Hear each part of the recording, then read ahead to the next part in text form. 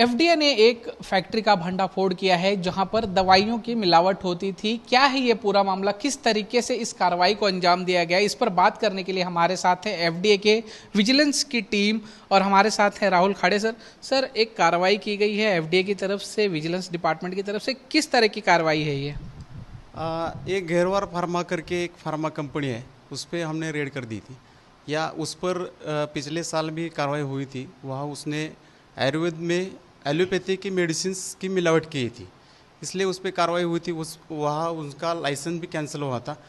फिर भी उसने इस बार अदर स्टेट हरियाणा में उनका लाइसेंस रजिस्टर करके महाराष्ट्र में प्रोडक्शन और मार्केटिंग दोनों महाराष्ट्र से करता था, इसलिए उस पर हमने रेड कर दी है। सर, आपने कहा पहले भी एक बार कार्रवाई हो चुकी थी, तो ये लाइसेंस फिर कैसे मिला इसको, और क्या उसी कंपनी के नाम से लाइसेंस लिया था, और क्या पिछली बार जो कार्रवाई की गई थी उसी लिए इस बार भी की गई है? पिछली बार उन्होंने महाराष्ट्र से लाइसेंस लिया था, अभी इस बार उन्होंने हरियाणा स्टेट से लाइसेंस लिया है। वो अभी हरियाणा स्टेट का शायद वो हरियाणा का है, इसलिए उन्होंने हरियाणा का स्टेट का लाइसेंस लिया है।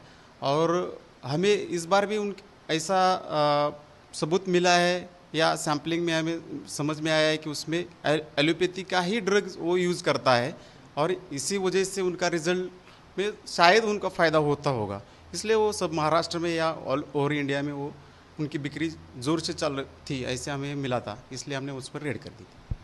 सर, कितने लोग शामिल हैं और क्या कोई अधिकारी भी इसमें शामिल है? जैसे आपने कहा एक बार लाइसेंस कैंसिल हुआ था लेकिन दोबारा लाइसेंस लिया था, और ये कहाँ कहाँ ऑपरेट करता था? जैसे हरियाणा हो गया, महाराष्ट्र हो गया, और कोई स्टेट?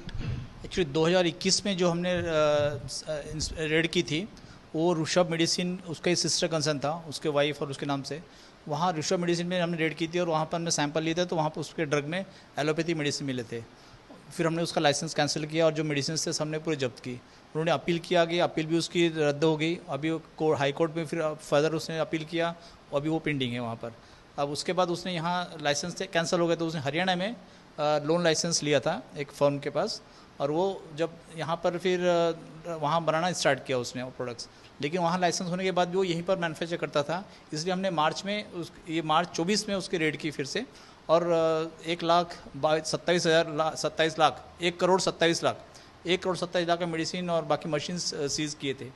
और उसके बाद फिर वहाँ लाइसेंस जो हरियाणा का जो मैन्युफैक्चर था उसको पता चला कि ये तो मेरे पास लाइसेंस होने के बाद भी वहाँ फ्री बना रहे हो, तो उसने लाइसेंस सरेंडर कर दिया, वो कैंसिल हो गया।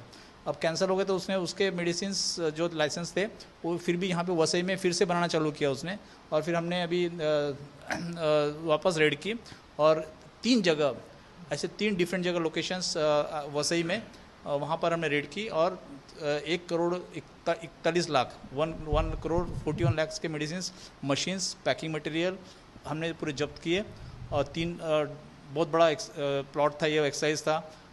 इतनी बड़ी टीम बनाना, सबको इन्वॉल्व करना और प्लान करना, पूरा प्लानिंग किया और सक्सेस हुई। हम एक्चुअली सब जगह जाके वो मेडिसिन स्टॉक लेकर आए, जब्त किए, और अभी उसके आगे प्रोसिक्यूशन जो कोर्ट रहेगा वो हम फाइल करने वाले हैं अभी। सर, एक आखिरी सवाल आपसे, लोगों से क्या अपील करेंगे, किस तरीके से वो सावधान रहें या क्या कहेंगे? लोगों ने कोई भी मेडिसिन परचेस करते समय मेडिसिन के लेबल पे ऊपर पर उसका परवाना क्रमांक और कौन से कैटेगरी का यह मेडिसिन है वो सब देखना चाहिए। एक्सपायरी डेट देखना चाहिए, बैच नंबर, ये सब डिटेल दिया है या नहीं दिया है वो देखना चाहिए। और सपोज ऐसा कुछ नहीं मिलता है तो प्रशासन को बताना चाहिए। बिल्कुल, तो लोगों को भी थोड़ा सतर्क रहने की ज़रूरत है और ऐसी अपील जो है वो एफडीए की तरफ से की जा रही है ताकि एफडीए उनका काम और अच्छी तरीके से कर सके।